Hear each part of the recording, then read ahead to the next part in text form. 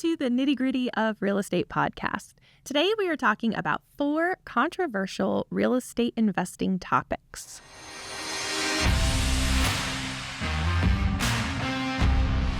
Today we have Tom Krieger here with us today, the fearless leader of the TJK team and real estate investor himself. Yep. All right. So Tom, we've got 4 different topics that we'd like to hear about today. Here's some input from you regarding investments, good idea, bad idea. These are things that are a little more off the beaten path than just the buy a house, put a renter in it, or buy a house, add value, and sell it. So the first thing I'd like to talk about is Section 8 real estate investments.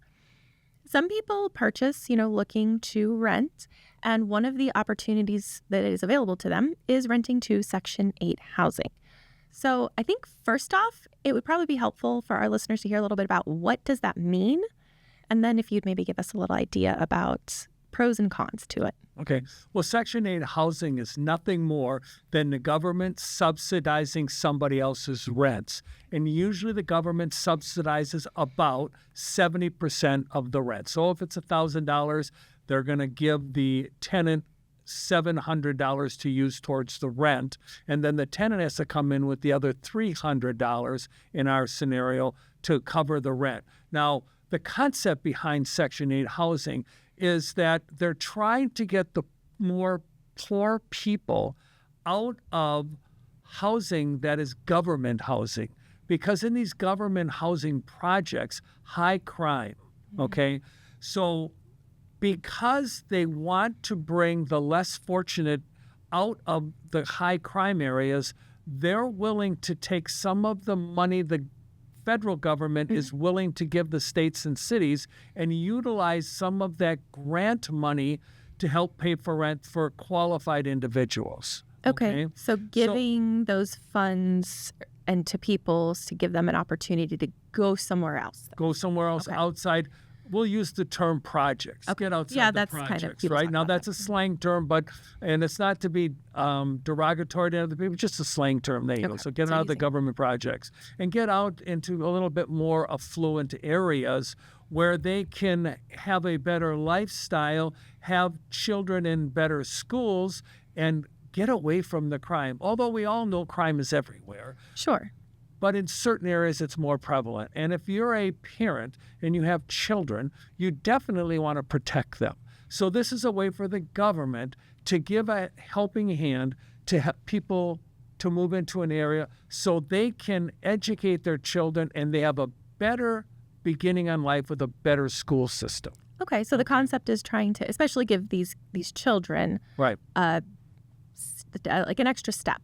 An extra little advantage that they maybe wouldn't typically have. Exactly. Okay. Now, part of that also is that the facilities, you have better hospitals when you get away from the projects. You have better resources for the community. And again, it exposes people who are a little bit more limited in their income to take advantage of some better facilities or utilities that are out there. Okay. Now, there are advantages and there are disadvantages, okay? A lot of people are saying you're just bringing the downtrodden into a higher social economic area, and that actually brings down the social economic area. I don't know if I agree with that. I don't know if I disagree with it. I don't have enough facts. But that's one of the things that people are saying. We don't want to have Section 8 people here because Section 8 people are associated with crime. That is not always true. Of course, there are exceptions to every case, right? But Section 8 people are just taking advantage of something that our government has offered them to give them a step up so that they can bring more value of opportunity to their family. Okay. Now, some of the advantages of that we talked about is better school systems, better utilities like hospitals, food stores, department stores, things of that nature. And most importantly, in my opinion, is less crime. Okay. So the mother doesn't have to worry about, let's say, some drive-by shootings or some crack being sold at school. Okay. Right? So Section 8 housing does have a place in investing. You should be, if you are going to be buying real estate, and you are specifically going to work with Section 8 tenants, you should be very versed on what you can do and what you can't do. Oh, okay. So Okay? There are limitations, and every municipality has a little bit of different limitations on it, okay?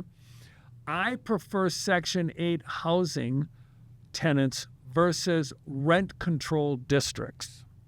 Interesting. Okay. Yes. Rent-controlled districts means the investor cannot raise the rent above a certain percentage. But a Section 8 housing is the investor can raise the rents. It's the tenant who can come in with the extra money above and beyond what the government gives them. So if you're in a Section 8 housing development where you have maybe it's a 4-family and the landlord everyone is there Section 8, you can save your money. Instead of spending it, you save the money so that you can go from there to maybe a better Section 8 housing where you could contribute more to the rent, but you're buying or you're renting a better property in a better neighborhood. So the concept then is by providing these families, people, whoever it is that applies and is accepted, the additional funds, it gives them the ability to reallocate funds to then continue to improve their lifestyle and pay for the things that they need. Yeah. Okay. Now, there's a two-side to that blade, right? People have a little extra money, more disposable income. Do they save it, or do they go spend it on something they shouldn't be spending it on? That's the two-sided coin that the landlord, who's an investor, should spend some time with the tenants and talk about that with them. Okay. Not many landlords spend time with their tenants and talk with them about bettering their situation. Section 8 housing could be an opportunity for landlords to improve the lifestyle of less fortunate people. Okay. So it would potentially give a landlord the ability to have an impact on a family, to work with them and help them, like we said, improve their financial situation so that maybe even in the future they don't need to utilize the system. They would be able to get off it and maybe get their own house. Okay. So now the next one we want to talk about, there's a lot of pros and cons to this, is to purchase Airbnbs or vacation rental investments. I heard a lot of people now, I'm going to buy this, I'm going to turn it into Airbnb. And then I've started seeing just here, one of our municipalities start putting restrictions on it. I know New York completely outlawed it. So tell us a little bit about that. Why is a vacation rental a iffy investment, or is it an iffy investment, I guess? Well, I don't believe it's an iffy investment if you're well educated and you have a real estate agent who understands. Okay. Also understand what happened in New York, the lobbyists for the hotel industry. Okay. Fair enough. Yes. Whose ox was getting gored and why did they shut it down? Right. Now, you get into other areas because we are a destination city in Tucson, Arizona, where we're located, we have a lot of 55 and above communities. Well, the retirees want to come in and they want to have kind of a relaxing type of environment. What they don't want is somebody buying a house in their development and then renting it out to 25-year-olds and they're partying all night and keeping people up. That just isn't going to work for that. So a lot of the 55 and above communities said you can Airbnb, but there's a minimum time of 30 days. Now, we're starting to see that graduate from 30 days to 60 days to 90 days in some areas. And so homeowners associations have the right to limit that if they choose to. The other aspect is you got certain communities like Oro Valley, where I personally live in Arizona, that you have to have a license to be an Airbnb operator. And why is that? So that the quality of Airbnb that's being offered to the general public meets a certain standard and that there isn't a nuisance, like a noise nuisance, all right? You have too many complaints, they'll red tag you, okay? It means you can't do it anymore. No more Airbnb for a year or whatever, all right? Then there are other places that want you to pay a tax. Okay, so the government always wants their money. Remember that. All of this is driven by money that the government can use to do other things. Maybe take some of that money and put it into the Section 8 housing we were just talking about. There you go. if you can do your research and realize that you can get a nice property at a reasonable price, and you can charge for maybe 3 days or 5 days or a week, or maybe extended days like for traveling nurses for a month or something like that, it can be very profitable having an Airbnb. But you really need to do your research, okay? Understand what the municipality is limiting you to. Understand that HOAs will limit you. Understand there might be taxes that you have to pay, and understand that there might be almost a licensing to be an Airbnb. Hey everyone, we want to interrupt this episode to let you know that we are a Keller Williams Southern Arizona franchise. We are also realtors practicing equal housing. Now let's get you back to the podcast. Okay, so if somebody is going to go into an Airbnb thinking, I'm going to just buy this and Airbnb it, you've got an iffy investment. If you sit there and you make sure you do your research, you figure out what's going to be required, you figure out the demand in your area, fees involved, and you really spell it out, you could then have a pretty lucrative investment. Yeah, this is where having the right real estate agent is going to make the difference. It's going to make or break you. If you don't have the right real estate agent who understands all this and can do all this work for you, then I'd suggest you don't do it. Yeah. I mean, I know one thing that a lot of people don't even consider is the increase in homeowners insurance on it. Yeah. Yeah. Okay. So another item we have here is the prospect theory. Mm-hmm. Can you explain to us a little bit about this prospect theory and how this is going to impact real estate investing? Okay, so let me share with you. I'm not going to get in the weeds on this, Okay. because it's so easy to get into the weeds on this. But really, the prospect theory belongs to a behavioral economic subgroup. Okay. Okay, what I mean by that is your behavior will determine your economic tolerance to do something.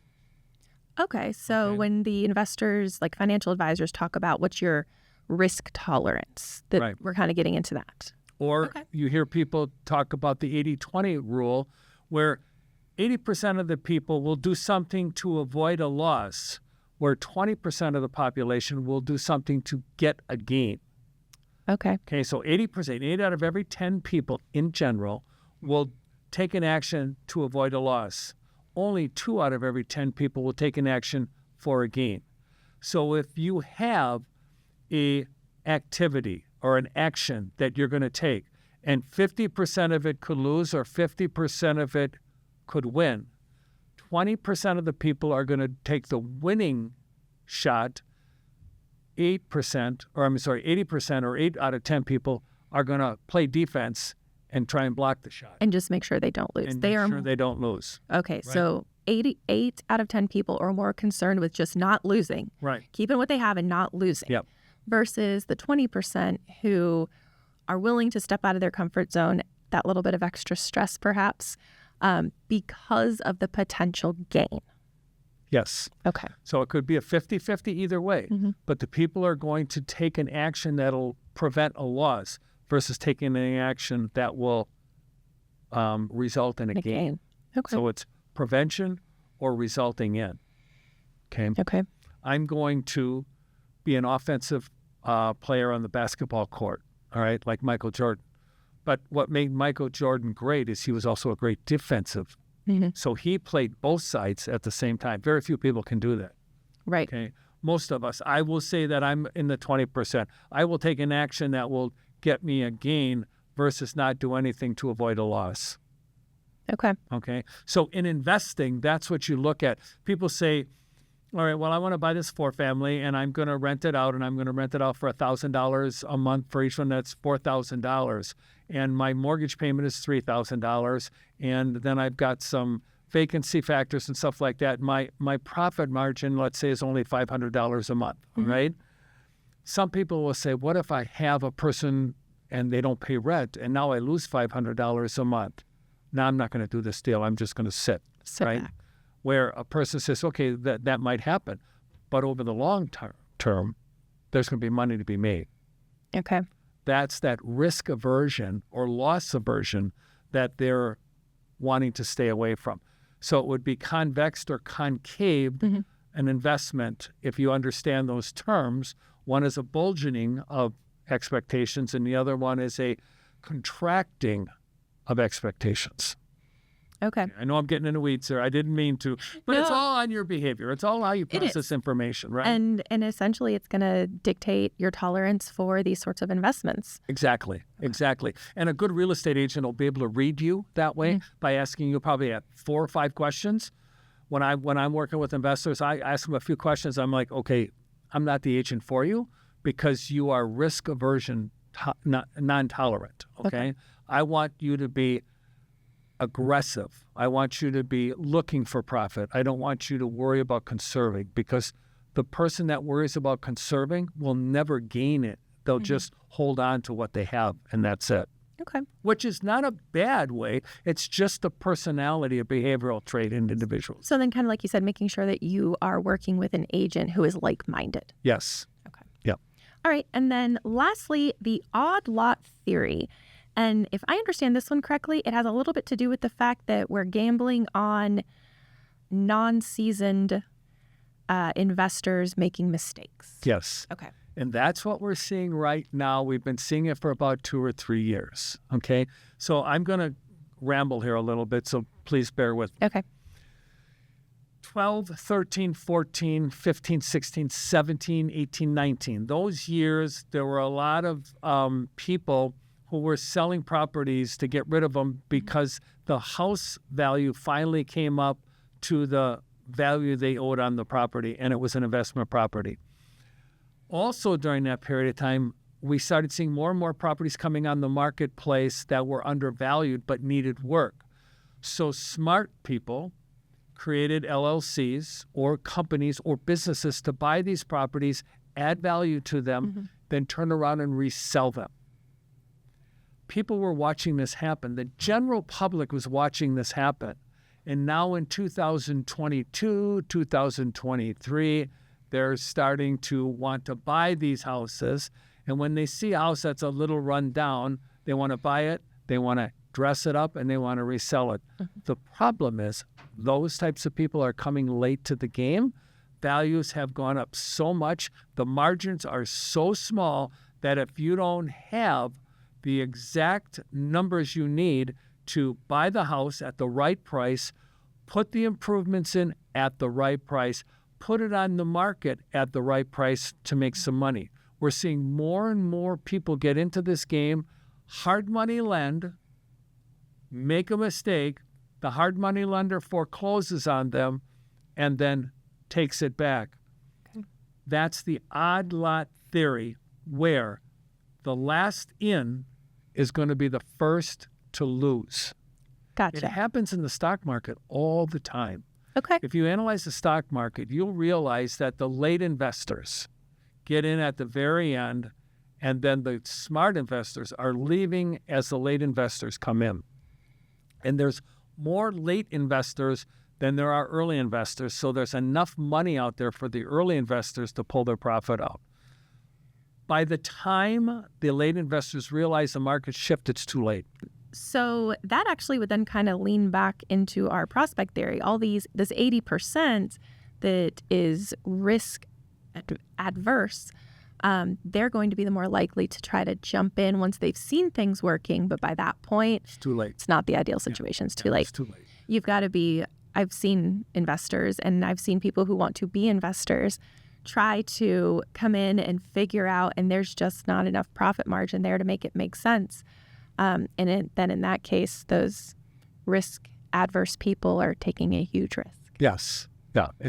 They're late to the game. Mm-hmm. It's the odd person out. It's too late. Now, the other aspect is if you're not doing a lot of business and you don't understand things, you also become the odd lot theory person, because you're just kind of, let me stick my toe here and let me stick my toe there.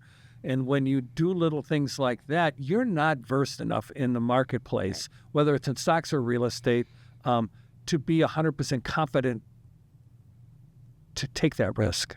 Sure. I mean, and you do need a good agent to help you with that, because there's all sorts of things that people don't initially think about when they're thinking about these investments. And we sit down and have conversations with them and, what is your plan for this? What's your plan for that? And they start to realize they don't have a plan. They don't have a plan, right? So if you're sitting with the right agent, you're sitting with the right people, they'll help you make sure you've got all your bases covered. Yeah. Real estate investing is a great way to build wealth. Mm-hmm. It isn't haphazard, though. You need a plan.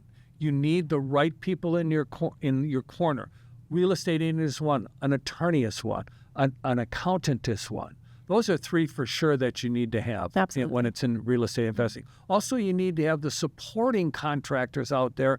If you're going to hold properties in case something goes wrong, or if you're going to buy, add value, and resell, you better have the right contractors that will do the work. You've priced it out correctly, and then you move forward. And they'll do it quickly because quick holding costs. Because time costs money. Yes, it does. Yeah. So real estate, again, I'll say it again. Real estate is a great way of making money, just not overnight. Well said. Yeah.